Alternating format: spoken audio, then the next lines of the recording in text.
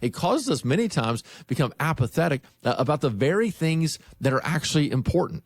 I can't tell you how often I've worked with a young couple, kids at home, the busyness of life. You know what it's like, the chaos. Basically where Jenny and I were 10 years ago, not where we are today because of the age of our kids. And so I'll talk to these young parents, and their relationship is struggling a little bit, and I'll simply say, hey, here's what y'all need to do. Y'all need to take some consecrated time to work on your relationship. And they'll almost laugh. They'll agree with the premise, but they'll laugh. When do you want us to do that? We have no time whatsoever. And so I'll begin to ask about their schedule. What does your schedule look like? And they're talking about this school event and this sport and that sport and all those extracurricular activities that their kids have. And then I'll simply say, look, here's my recommendation.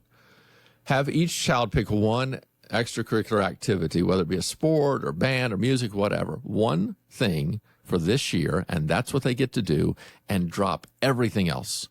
And then you and your wife go to counseling during the time that you would be running back and forth between all these sports.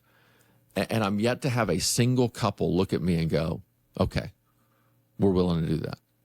Instead, nearly every couple responds in that moment, oh, we could never do that to our kids.